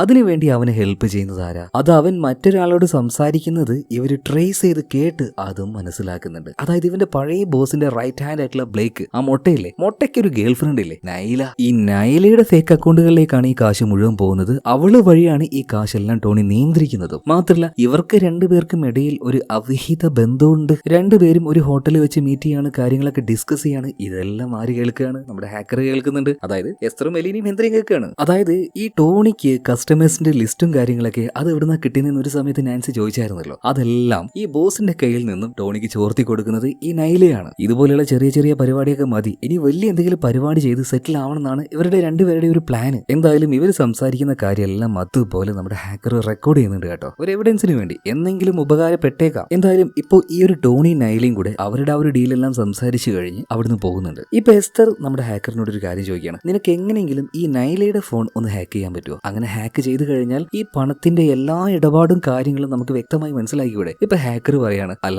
ഞാൻ എന്തിനാ അവളുടെ ഫോൺ ഹാക്ക് ചെയ്യുന്നത്, അതൊക്കെ പഴഞ്ചൻ പരിപാടിയല്ലേ, ഇപ്പൊ വേറെ പുതിയൊരു പരിപാടി ഉണ്ട്. എന്റെ ഒരു ഫ്രണ്ട് ഉണ്ട്, പേര് കിൻഡൽ, ആള് ഭയങ്കര ജീനിയസാ, അവനൊരു സാധനം കണ്ടുപിടിച്ചിട്ടുണ്ട്. അപ്പൊ അതുവഴി നമുക്ക് നാൻസിയുടെ ഫോണിനെ അതുപോലെ ക്ലോൺ ചെയ്തെടുക്കാം. അതായത് അവളുടെ ഫോണിൽ എന്താണോ നടക്കുന്നത് അത് അതുപോലെ തന്നെ യാതൊരു വ്യത്യാസവും ഇല്ലാതെ നമ്മുടെ കയ്യിലുള്ള ഫോണിലേക്ക് നമുക്ക് കാണാൻ കഴിയും. പക്ഷെ ഒരിച്ചിരി റിസ്ക് ഉള്ള കാര്യമാണ്, എന്നാലും അതാണ് ഏറ്റവും അടിപൊളി പരിപാടി. അങ്ങനെ നമ്മുടെ ഈ ഹാക്കറിന്റെ ഫ്രണ്ട് കിൻഡൽ അവനെ കാണാൻ വേണ്ടി പോകുന്നത് എലീനയാണ് കേട്ടോ. പറഞ്ഞ സ്ഥലത്ത് വെച്ച് രണ്ടുപേരും മീറ്റ് ചെയ്യാണ്. അവൻ ആ സാധനം ഇപ്പോ നമ്മുടെ എലീനയുടെ കയ്യിൽ കൊടുക്കുന്നുണ്ട്. ഇതേ നേരത്തിന് ഇവർ രണ്ടുപേരും കൂടെ ഹോട്ടൽ റൂമിൽ നിന്ന് പുറത്തേക്ക് ഇറങ്ങിയ നൈലയെ ഫോളോ ചെയ്യാണ്. അവളിപ്പോ ഒരു മെട്രോ ട്രെയിനിൽ പോയിട്ട് കയറുന്നുണ്ട്. അവരുടെ പിന്നാലെ തന്നെ ഇവർ രണ്ടുപേരും ഉണ്ട്. അങ്ങനെ ഈ ഒരു നൈല പോലും അറിയാതെ അവളുടെ ഫോണിലേക്ക് ഒരു ചാർജിങ് വയർ അത് കണക്ട് ചെയ്ത് ആ ഡിവൈസ് വെച്ച് എന്തൊക്കെയോ ചെയ്യുന്നുണ്ട് കേട്ടോ. അവളുടെ ബാഗിൽ നിന്നും ആ ഒരു ഫോൺ ഇവരെടുത്തത് അവള് പോലും അറിഞ്ഞിട്ടില്ല. എന്നിട്ട് ആ ഒരു മെട്രോ ട്രെയിൻ നിർത്തിയ സമയത്ത് ഒന്നും അറിയാത്തതുപോലെ, മേഡം നിങ്ങളുടെ ഫോൺ ഇതാ താഴെ വീണ് പോയി എന്ന് പറഞ്ഞിട്ട് ആ ഫോൺ എടുത്ത് എലീന നേരെ നൈലക്ക് കൊണ്ടേ കൊടുത്തു. അപ്പോഴേക്കും ഈ നൈലയുടെ ഫോൺ ഇവർ ക്ലോൺ ചെയ്ത് കഴിഞ്ഞു കേട്ടോ. ഇതേ നേരം തന്നെ ചെറിയൊരു എടുത്തുചാട്ടക്കാരിയായിട്ടുള്ള നമ്മുടെ ഹെന്ദ്ര അന്ന് ഹാക്കർ പറഞ്ഞ ആ ഒരു കാര്യം ചെയ്യാൻ വേണ്ടി പതിയെ അവരുടെ ബിൽഡിങ്ങിന്റെ മുകളിൽ നിന്നും താഴേക്ക് ഇറങ്ങുകയാണ്. കാരണം ഒറ്റ നില താഴേക്ക് പോയാൽ മതി.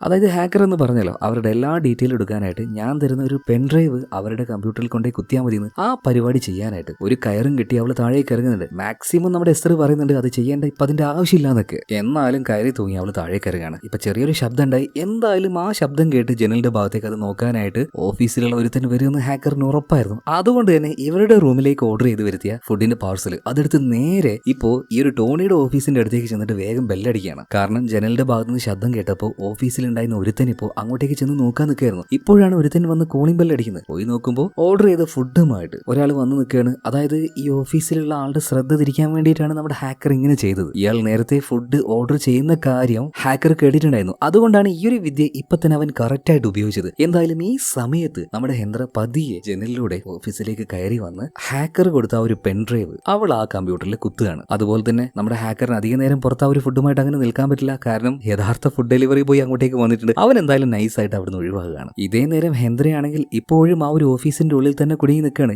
എങ്ങനെങ്കിലും അവളെ പുറത്തേക്ക് ഇറക്കണം. അതിനുവേണ്ടി ഓഫീസിന്റെ ഉള്ളിലുള്ള ആളെ ഒന്നുകൂടി ഒന്ന് ശ്രദ്ധ തിരിക്കണം. അതിനായിട്ട് താഴേക്ക് വരുന്നത് നമ്മുടെ എസ്തറാണ്. അവൾ അങ്ങോട്ടേക്ക് റൂം മാറി വന്നതുപോലെ ഇപ്പൊ ഇയാളോട് സംസാരിക്കാൻ തുടങ്ങുകയാണ്. എന്തായാലും ആ ഒരു ഗ്യാപ്പിൽ ഒരു ഇച്ചിരി സമയം കിട്ടിയപ്പോൾ ഹെന്ദ്ര വേഗം തന്നെ ജനലിലൂടെ പുറത്തേക്ക് ഇറങ്ങുന്നുണ്ട്. പക്ഷെ അതിനുശേഷം അവൾക്ക് എന്ത് സംഭവിച്ചു എന്ന് കാണിക്കുന്നില്ല. എന്തായാലും ഓഫീസിൽ ഇയാളുമായിട്ട് തർക്കിച്ചുകൊണ്ടിരിക്കുകയാണ് എസ്തർ. അതായത് ഇത് തന്നെയാണ് അവൾക്ക് വരേണ്ട സ്ഥലം, അത് ഇതെന്നൊക്കെ പറഞ്ഞിട്ട്. ഈ സമയത്താണ് അങ്ങോട്ടേക്ക് ടോണി വരുന്നത്. ഒരു കാരണവശാല് രാത്രി സമയത്ത് ടോണി ഓഫീസിലേക്ക് വരാറില്ല. പക്ഷെ ഇന്ന് എന്തിനാണ് ഇങ്ങോട്ടേക്ക് വന്നത്? ഇവര് ചെയ്തു വെച്ച എന്തെങ്കിലും കാര്യം കണ്ടുപിടിച്ചിട്ടാണോ? അല്ല, അതിന്റെ പിന്നിൽ വേറൊരു കാര്യമുണ്ട്. ഈ ടോണിയുടെ ഹെൽപ്പർ ആയിട്ടുള്ള നൈല ഉണ്ടല്ലോ, നൈലയുടെ ഹോട്ടൽ റൂമിലേക്ക് അവളുടെ ബോയ് ഫ്രണ്ട് ആയിട്ടുള്ള ബ്ലേക്ക്, ആ മൊട്ട പെട്ടെന്ന് വന്നു കേട്ടോ. ഈ ടോണി ചെയ്യുന്ന ചില കാര്യങ്ങളൊക്കെ അവൻ അറിഞ്ഞിട്ടുണ്ട്. സോ ആ ഒരു കാര്യം പെട്ടെന്ന് തന്നെ ടോണിയെ ഒരു മെസ്സേജിലൂടെ നൈല അറിയിക്കുകയാണ്. അതായത് അവന്റെ ടീമിൽ ഒരു ചാരനുണ്ട്. ആ ചാരനാണ് ഡീറ്റെയിൽസ് മുഴുവനായിട്ടും അവന്റെ ആദ്യത്തെ ബോസിന് കൊടുക്കുന്നത്. ഒന്ന് സൂക്ഷിച്ചോ എന്ന് നൈല പറഞ്ഞിട്ടുണ്ട്. സോ ആ കാര്യങ്ങൾ പഠിക്കാനും മനസ്സിലാക്കാനാണ് ഈ രാത്രിയിൽ ടോണി ഇങ്ങോട്ടേക്ക് വന്നിട്ടുള്ളത്. ടോണിയെ കണ്ടപാട് തന്നെ നമ്മുടെ എസ്തർ ഒന്ന് പേടിച്ചു പോകുന്നുണ്ട്. എന്താണ് ഇവിടെ പ്രശ്നം എന്നൊക്കെ അവൻ ചോദിക്കുന്നുണ്ട്. എന്തായാലും കറക്റ്റ് സമയത്ത് എലീൻ അങ്ങോട്ടേക്ക് വന്നിട്ട് എസ്തറിനെ വിളിക്കാണ്. ഏയ്, നിന്റെ അഡ്രസ്സ് മാറിപ്പോയി, വാ ഇങ്ങോട്ട് വാ. അവിടെ എല്ലാന്നൊക്കെ പറഞ്ഞിട്ട് അവളെ നൈസായിട്ട് അവിടെ നിന്ന് കൊണ്ടുപോവാണ്. എന്തായാലും ഇതിനുശേഷം ടോണി അവന്റെ എല്ലാ ആളുകളെയും നേരെ അവന്റെ ഓഫീസ് റൂമിലേക്ക് വിളിച്ചു വരുത്തുകയാണ്. ഇതേ നേരത്ത് ഹാക്കറിനും എസ്തറിനും എലീനിക്കും ഒരു കാര്യം മനസ്സിലാവുന്നില്ല. ടോണിയുടെ ഓഫീസിന്റെ ഉള്ളിലേക്ക് കയറിപ്പോയ നമ്മുടെ ഹെന്ദ്ര,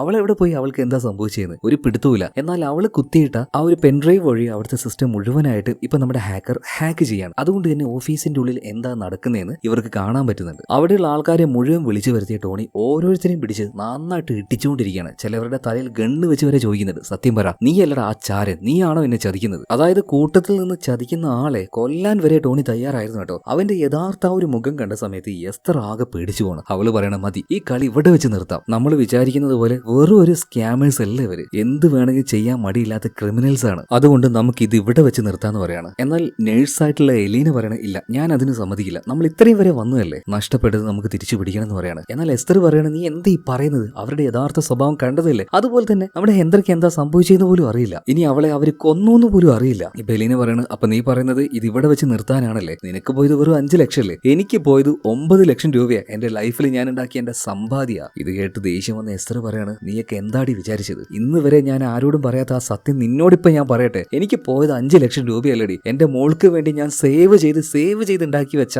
50 ലക്ഷം രൂപയാണ്. ആ 50 പൊയ്ക്കോട്ടെ എന്ന് വെച്ച് ഞാൻ ഇപ്പൊ ഈ ഒരു പരിപാടി ഇവിടെ നിന്ന് നിർത്താൻ പറഞ്ഞത് ഇത് അത്രയും ഡേഞ്ചർ ആയതുകൊണ്ടാണ്. എസ്തർ പറഞ്ഞപ്പോ കാര്യത്തിന്റെ സീരിയസ്നെസ് എലിനയ്ക്ക് മനസ്സിലായി, ഹാക്കറിന് മനസ്സിലായി. അതുകൊണ്ട് തന്നെ അവരുടെ ആ ഒരു ഓഫീസ് എല്ലാം ഒഴിവാക്കി ആ രാത്രി തന്നെ അവർ സ്ഥലം വിടുകയാണ്. എന്നാലും നമ്മുടെ ഹെന്ദ്രയ്ക്ക് എന്താ സംഭവിച്ചത്? അവളെ കുറിച്ച് യാതൊരു വിവരമില്ലല്ലോ. എന്തായാലും പിറ്റേ ദിവസം രാവിലെ ഇപ്പൊ ഹെന്ദ്രയെ കാണിക്കുകയാണ്. അതായത് എന്താ സംഭവിച്ചെന്ന് അറിയോ? ഇന്നലെ അവരുടെ ഓഫീസിൽ നിന്നും പുറത്തേക്ക് കിടക്കാൻ നോക്കുമ്പോൾ കാല് തന്നെ അവൾ താഴേക്ക് വീണായിരുന്നു. എന്നാൽ അവൾക്ക് വലിയ കുഴപ്പമൊന്നും പറ്റിയിട്ടില്ല. വീഴ്ചയുടെ ആഘാതത്തിൽ ചെറുതായിട്ടൊന്ന് ബോധം പോയി. നേരം വെളുത്തു, ബോധം വന്നു. അവളിപ്പോ പതിയെ എഴുന്നേൽക്കുകയാണ്. എന്താ ഉണ്ടായത്? അവിടെ ഇവിടെ ഒക്കെ ഭയങ്കര വേദനയോ? അങ്ങനെ ഒരു വിധത്തിൽ എഴുന്നേറ്റ ഹെന്ദ്ര നേരെ പോകുന്നത് ഇവരുണ്ടാക്കി വെച്ച ആ ഓഫീസിലേക്കാണ്. അവിടെ പോയി നോക്കുമ്പോൾ പുലി കിടന്നിടത്ത് പൂട പോലും ഇല്ല എന്ന് പറഞ്ഞതുപോലെ ഹാക്കറും ഇല്ല, എസ്തറും ഇല്ല, എലീനയില്ല. അവർ സ്ഥലം വിട്ടു. പേടിച്ചോടിയതാണെന്ന് ഹെന്ദ്രയ്ക്ക് മനസ്സിലായി. അവൾക്ക് ഇപ്പൊ ഭയങ്കരമായിട്ട് ദേഷ്യം വരികയാണ്. ഈ സമയത്താണ് നമ്മുടെ ഹെന്ദ്രയുടെ മുത്തശ്ശി ഒരു കാര്യം ചെയ്യുന്നത്. അതായത് മുത്തശ്ശിക്ക് നാൻസി കുറച്ച് കാശ് തിരിച്ചു കൊടുത്തായിരുന്നല്ലോ, അതുകൊണ്ട് തന്നെ അവൾ മെസ്സേജ് അയക്കുന്ന ആ ഫോണിലേക്ക് ഇപ്പൊ മുത്തശ്ശി ഒരു മെസ്സേജ് അയച്ചു, നീ തന്ന കാശ് എനിക്ക് കിട്ടിയേട്ടോ, ഒരുപാട് നന്ദിയുണ്ട്, ബാക്കി എപ്പോഴാ കിട്ടുക? എന്തായാലും മുത്തശ്ശി അയച്ച് ഈ മെസ്സേജ് കാണുന്നത് ആരാണ്? നാൻസി ആണോ? അല്ല, നാൻസിയുടെ ഫോൺ ഇപ്പൊ ടോണിയുടെ കയ്യിലാണ്. ടോണിയാണ് ആ ഒരു മെസ്സേജ് കാണുന്നത്. അപ്പൊ തന്നെ നാൻസിയുടെ കള്ളക്കളി ടോണിക്ക് മനസ്സിലായി. ടോണി അപ്പൊ തന്നെ മുത്തശ്ശിക്ക് ഒരു റിപ്ലൈ കൊടുക്കാണ്, കള്ളക്കിളവി, നിങ്ങളുടെ പൈസ കിട്ടാൻ പോകുന്നില്ല, അതങ്ങോട്ട് മറന്നേക്കെന്ന് പറയാണ്. ഈ മെസ്സേജ് ഒറ്റയടിക്ക് കണ്ട സമയത്ത് മുത്തശ്ശി ആകെ ഷോക്കായി പോവാണ്. ആ ഷോക്കിൽ മുത്തശ്ശി പോയിട്ട് എന്തൊക്കെയോ മരുന്നെടുത്താൻ കഴിക്കാൻ കേട്ടോ. അതേ നേരം തന്നെ നമ്മുടെ ഹാക്കർ നൈലയുടെ ഫോൺ ക്ലോൺ ചെയ്ത സമയത്ത് അവളുടെ കുറെ ഫേക്ക് അക്കൗണ്ടുകളുടെ ഡീറ്റെയിൽസ് കിട്ടി. അതിന്റെ പുറമേ തന്നെ ഈ ടോണി ഉണ്ടല്ലോ, ഇവന്റെ ഫാമിലിയുമായി ബന്ധപ്പെട്ട കുറച്ചധികം ഫോട്ടോസ് കൂടെ കിട്ടുകയാണ്. ഇത് നേരെ ഹാക്കർ ആർക്ക് കൊടുക്കുകയാണ്? എസ്തറിന് കൊടുക്കുകയാണ്. എസ്തറും അതുപോലെ തന്നെ എലീനയാണെങ്കിൽ ആകെ പേടിച്ച് അവർ ഇതിൽ നിന്നും പിന്മാറിയതായിരുന്നല്ലോ. എന്നാൽ ടോണിയുടെ ഫാമിലിയുമായി ബന്ധപ്പെട്ട ഇതുപോലെ ചില വിവരങ്ങൾ കിട്ടിയ സമയത്ത് ഒരു കളി കളിക്കാമെന്ന് തന്നെ ഇവർ തീരുമാനിക്കുകയാണ്. ഇതേ നേരം തന്നെയാണ് ഹെന്ദ്ര അവളുടെ വീട്ടിലേക്ക് എത്തുന്നത്. വീട്ടിലേക്ക് വന്നു നോക്കുമ്പോൾ മുത്തശ്ശി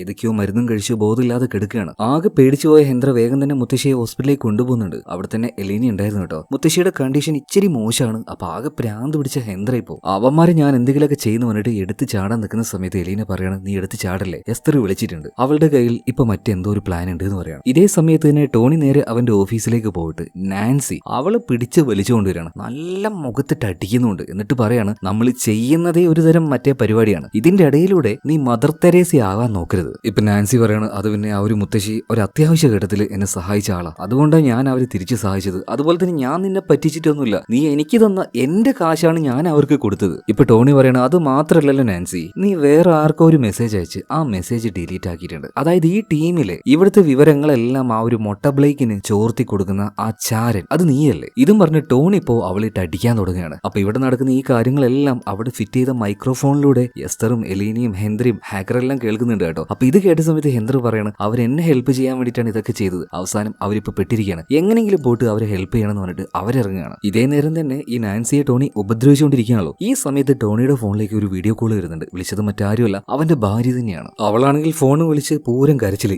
എന്താ കാര്യം എന്ന് ടോണി ചോദിച്ചപ്പോ ഇവരുടെ മകനുണ്ടല്ലോ, മകനെ കാണാനില്ല. മകനെന്ന് പറഞ്ഞാൽ ടോണിക്ക് ജീവനാണെന്ന് അത് നേരത്തെ നമ്മൾ കണ്ടേയല്ലേ. ടോണി അപ്പൊ തന്നെ അവിടുന്ന് പോവുകയാണ് കേട്ടോ. ഈ ഒരു ഗ്യാപ്പ് നോക്കിയിട്ട് ഇവരുടെ ഓഫീസിലേക്ക് എലേന പോവാണ്. കാരണം അവിടെ നാൻസി ഉണ്ട്, അവരെ രക്ഷപ്പെടുത്താൻ വേണ്ടിയിട്ട്. എന്നാൽ അവിടെ നിറയെ ഈ ടോണിയുടെ ആളുകളാണ്. അപ്പൊ അവരുടെ ഇടയിലേക്ക് ഒറ്റയടിക്കാൻ കയറി ചെല്ലാൻ പറ്റില്ല. അതുകൊണ്ട് തന്നെ ഇവരുടെ ഈ ടോണിയുടെ ഓഫീസിന്റെ തൊട്ട് മേലെയാണല്ലോ ഇവരുടെ ഓഫീസ്. അവിടെ ചെറിയ ശബ്ദങ്ങളും കാര്യങ്ങളൊക്കെ നമ്മുടെ ഹാക്കറിനെ കൊണ്ട് ഉണ്ടാക്കിക്കുകയാണ് കേട്ടോ. സോ അതെല്ലാം കേട്ട് കുറെ ആൾക്കാർ മേലേക്ക് കയറി പോകുന്നുണ്ട്. ആ ഗ്യാപ്പ് നോക്കി എലീന നേരെ അങ്ങോട്ടേക്ക് വരികയാണ്. നാൻസിയെ രക്ഷപ്പെടുത്തി ഇവിടുന്ന് പോവാൻ നിൽക്കുന്ന സമയത്ത് ടോണിയുടെ ഒരാൾ അവിടെ തന്നെ ഉണ്ടായിരുന്നു കേട്ടോ. അവരുടെ കയ്യിൽ ഇവർ പെട്ടുപോയി എന്ന് വിചാരിച്ചു നിൽക്കുമ്പോൾ ഇവന്റെ മണ്ടയ്ക്ക് ഒരു ബുള്ളറ്റ് വന്ന് കയറുകയാണ്. കയറ്റിയത് മറ്റാരുമല്ല, മറ്റേ ഒരു മൊട്ട ബ്ലേക്ക് ഉണ്ടല്ലോ അവൻ തന്നെ. അവന് ഇൻഫർമേഷനും കാര്യങ്ങളൊക്കെ ഇവിടുന്ന് കൊടുത്തിരുന്നത് മറ്റാരുമല്ല, നാൻസി തന്നെയായിരുന്നു. സോ അതിനുള്ള പാരിതോഷികം അപ്പൊ തന്നെ നാൻസിക്ക് കൊടുക്കുകയാണ്. എന്നിട്ട് നാൻസിയോട് ഇവിടുന്ന് രക്ഷപ്പെട്ടു എന്ന് പറയാണ്. പക്ഷേ നമ്മുടെ എലീനയെ മൊട്ട വിടുന്നില്ല. അവളെയും അവിടെ വെച്ച് തന്നെ തീർക്കാൻ നോക്കുകയാണ്. എന്നാൽ ഈ സമയത്താണ് എലീന അവളുടെ കയ്യിലുണ്ടായിരുന്ന ആ തുറുപ്പ് ചീട്ടെടുത്ത് അവന് കാണിച്ചു കൊടുക്കുന്നത്. അതായത് ഈ മൊട്ടയുടെ ഗേൾഫ്രണ്ട് ആയിട്ടുള്ള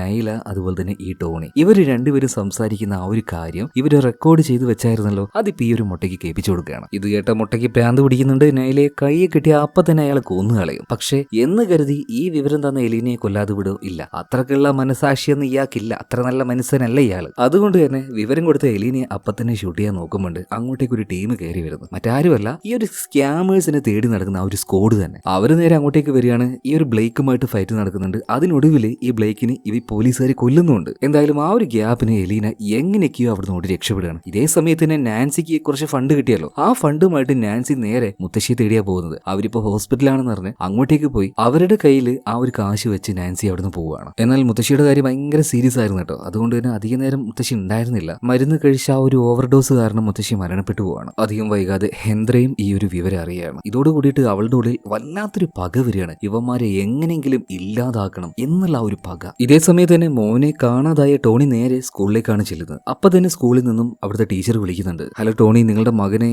ആരോ ഇവിടുന്ന് കൂട്ടിക്കൊണ്ടുപോയി. നിങ്ങളുടെ ഫ്രണ്ടാണെന്ന് പറഞ്ഞാൽ കൂട്ടിക്കൊണ്ടുപോയത്. ഞങ്ങളിപ്പോ എന്താ ചെയ്യേണ്ടേ? പോലീസിന് ഈ ഒരു വിവരം അറിയിക്കട്ടെ ചോദിച്ചപ്പോൾ ടോണി പറയണത് വേണ്ട വേണ്ട, അതിന്റെ ആവശ്യമില്ല. അവൻ ആരാ കൊണ്ടുപോയതെന്ന് എനിക്ക് നന്നായിട്ട് അറിയാം. അതായത് ടോണി വിചാരിക്കുന്നത് അവന്റെ മകനെ തട്ടിക്കൊണ്ടുപോയത് ബ്ലേക്ക്, അതായത് ആ ഒരു മൊട്ട ബ്ലേക്ക് ആണെന്നാ. എന്നാൽ അവൻ തീർന്ന കാര്യം നമ്മുടെ ടോണി അറിയുന്നില്ല. സത്യം പറഞ്ഞാൽ ഇവിടെ ടോണി പോലും അറിയാതെ മറ്റൊരു കാര്യം നടക്കുന്നുണ്ട്.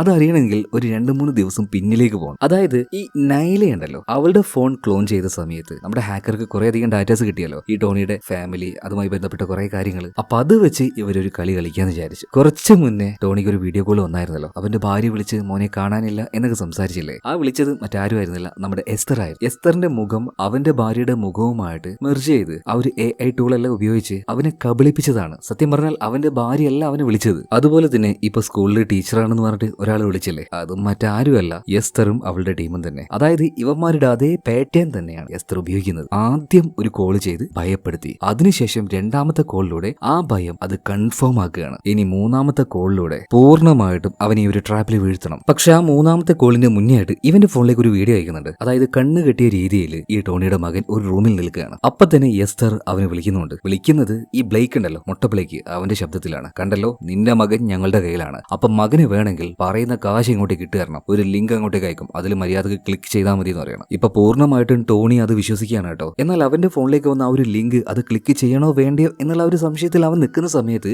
ഇവൻ ഇവിടെ ഉണ്ട് എന്ന് ട്രേസ് ചെയ്ത് ആ ഒരു പോലീസ് സ്ക്വാഡ് ഇങ്ങോട്ടേക്ക് എത്തിയിട്ടുണ്ട്. അവര് വന്ന് ഇവന്റെ കാറിനെ ചില്ല് തട്ടുകയാണ്. എന്നാൽ പോലീസിന് കണ്ടപാട് തന്നെ ടോണി എന്ത് ചെയ്തു? വണ്ടി പെട്ടെന്ന് മുന്നോട്ടേക്ക് അങ്ങടുകയാണ്. ഇവിടെ നമ്മുടെ എസ്തറിന്റെയും ടീമിന്റെയും പണിയൊന്ന് പാളിപ്പോയി. അവരുടെ പദ്ധതി ആകെ പൊളിഞ്ഞു എന്ന് പറയാലോ. അതായത് ടോണിയുടെ വണ്ടി ഉണ്ടല്ലോ, അതിന്റെ തൊട്ടടുത്ത് തന്നെയായിരുന്നു എസ്തർ ആ ഒരു വണ്ടിയായിട്ട് ഇരിക്കുന്നത്. അവിടുന്നാണ് ഇവനെ ആ ഒരു മൊട്ടയുടെ ശബ്ദത്തിൽ ഫോൺ വിളിച്ച് പറ്റിക്കുന്നതും. പക്ഷേ ഇവർ തമ്മിലുള്ള അകലം കൂടിയ സമയത്ത് ആ ശബ്ദത്തിൽ ഇങ്ങനെ ഗ്ലിച്ച് വരാൻ തുടങ്ങി. അടുത്ത് നിന്നാൽ മാത്രമേ ഇത് കറക്റ്റായിട്ട് വർക്ക് ആവുള്ളൂ. എന്നാൽ അപ്പൊ തന്നെ ടോണിക്ക് കാര്യം മനസ്സിലായി, ഇത് ഇവൻ ആരോ പറ്റിക്കുകയാണ്. അപ്പൊ തന്നെ ഭാര്യയുടെ ഫോണിലേക്ക് വിളിക്കുന്നുണ്ട്. മോൻ അവിടെ ഉണ്ടോ എന്ന് ചോദിച്ചപ്പോൾ മോൻ അവിടെ ഉണ്ട്. ടോണിയുടെ മോനിക്ക് ഒരു കുഴപ്പവും പറ്റിയിട്ടില്ല. അപ്പൊ തന്നെ ഫോൺ കട്ട് ചെയ്ത ടോണി ഇപ്പോ എസ്തറിനെ വിളിക്കുകയാണ്. എന്നിട്ട് പറയാണ്, ആൾക്കാരെ പറ്റി ചൂമ്പിച്ച് കൈ കൊടുക്കുന്ന എന്നെ പറ്റിക്കാൻ നോക്കുന്നു, നടക്കൂല മക്കളെ, നിന്നെയൊക്കെ ഞാൻ പിന്നെടുത്തോളാന്ന് പറഞ്ഞിട്ട് അവൻ അവന്റെ വണ്ടി ചവിട്ടി വിടുകയാണ്. എന്നാൽ ഈ സമയത്ത് വണ്ടി ഓടിച്ചുകൊണ്ടിരിക്കുന്ന ഹെൻറിക്ക് അവളുടെ ഒരു ദേഷ്യം കൺട്രോൾ ചെയ്യാൻ പറ്റിയില്ല. അവളുടെ മുത്തശ്ശി ഇവൻ കാരണമാണ് മരിച്ചത്. അതുകൊണ്ട് തന്നെ ഇനി സംസാരങ്ങളില്ല, ഒള്ളി ആക്ഷൻ. അവളും ചവിട്ടി വിടുകയാണ്. ഒന്നും നോക്കിയില്ല, ഇവൻ പോകുന്ന ആ ഒരു വണ്ടി ഇടിച്ച് തെറിപ്പിച്ചിടുകയാണ്. ഇതിനുശേഷം എസ്തർ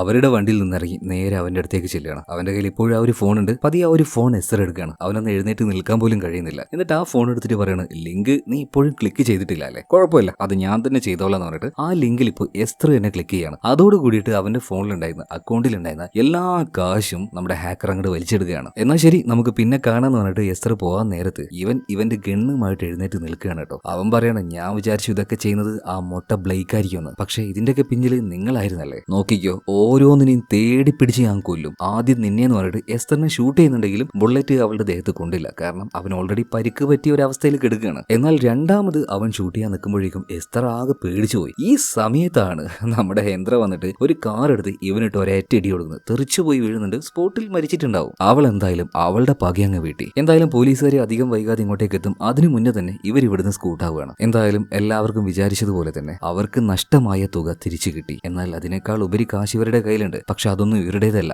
അത് അർഹതപ്പെട്ടവർക്ക് തന്നെ തിരിച്ചു കൊടുക്കണം. അതുപോലെ തന്നെ ഇവർ ഇതെല്ലാം ചെയ്തു കഴിഞ്ഞപ്പോൾ നമ്മുടെ ഹെൻഡ്ര എങ്ങോട്ടേക്കോ മുങ്ങിയിട്ടുണ്ട്. അവളുടെ യാതൊരു വിവരപ്പും ഇല്ല. അതുപോലെ എലീനയോട് അവളുടെ ഷെയർ എടുത്തുവെന്ന് ഹെസ്റ്റർ പറഞ്ഞ സമയത്ത് എലീന പറയുന്നത്, എനിക്കെന്തോ അതിന് വലിയ താല്പര്യമില്ല. കാരണം ഇത് നമ്മുടെ കാശല്ലല്ലോ, ഇതിന് അർഹതപ്പെട്ടവർ വേറെ ഒരുപാടില്ലേ, എത്രയോ ആൾക്കാർ ഇനിയും ഇതുപോലെ പറ്റിക്കപ്പെടില്ലേ, ഇതിനൊരു അവസാനം ഉണ്ടാക്കണ്ടേ. അതുകൊണ്ട് തന്നെ എലീനയും എസ്തറും ഇതിനു വേണ്ടി ഇറങ്ങി തിരിക്കുകയാണ് കേട്ടോ. അതായത് കോൺട്രാക്ട് ബേസിൽ ഇതുപോലെ ഓരോ സ്കാമേഴ്സ് ടീമിലേക്ക് ഓരോരുത്തർ പോയില്ലേ, ആ കൂട്ടത്തിലേക്ക് ഇവർ രണ്ടുപേരും നുഴഞ്ഞു കയറുകയാണ്. എന്നാൽ ഇവരങ്ങോട്ടേക്ക് പോകുന്നതിന് മുന്നേ തന്നെ ഹെൻഡ്ര അങ്ങോട്ടേക്ക് പോയിട്ടുണ്ട്. അവളുടെ യാതൊരു വിവരവും ഇല്ലാന്ന് പറഞ്ഞില്ലേ, അവള് നേരെ പോയത് അങ്ങോട്ടേക്ക് തന്നെയാ, അവന്മാരുടെ താവളത്തിൽ കയറി അവരെ അട്ടിക്കാൻ തന്നെ. അതുപോലെ തന്നെ ഹെൻഡ്ര പോയ സമയത്ത് അവളുടെ പിന്നാലെ തന്നെ അവളെ ട്രേസ് ചെയ്തുകൊണ്ട് നമ്മുടെ ഹാക്കറും പോയിട്ടുണ്ട്. അതായത് ഒരു ഗ്രൂപ്പിനെ ഇല്ലാതാക്കിയത് കൊണ്ട് ഇതിവിടെ തീരാൻ പോകുന്നില്ല, ഇതിന്റെ അടിവേരെ ഇളക്കണം. അതിനായിട്ട് ഇവര് 4 പേരും തുനിഞ്ഞിറങ്ങിയിരിക്കുകയാണ്. ഇത് കാണിച്ചുകൊണ്ട് സിനിമ ഇവിടെ തീരുകയാണ്. ചിലപ്പോൾ ഇതിനൊരു 2ാം ഭാഗം വരാൻ കേട്ടോ. എന്തായാലും ഞാൻ നിങ്ങളോട് ഒരു കാര്യം ചോദിക്കട്ടെ, ഇതുപോലെയുള്ള സിനിമകൾ നിങ്ങൾക്ക് ഇഷ്ടമാണോ? ഇഷ്ടമാണെങ്കിൽ കമന്റ് ബോക്സിലൂടെ തീർച്ചയായിട്ടും പറയണം കേട്ടോ. അപ്പൊ അടുത്ത വീഡിയോയിൽ നമുക്ക് വീണ്ടും കാണാം. Okay, by.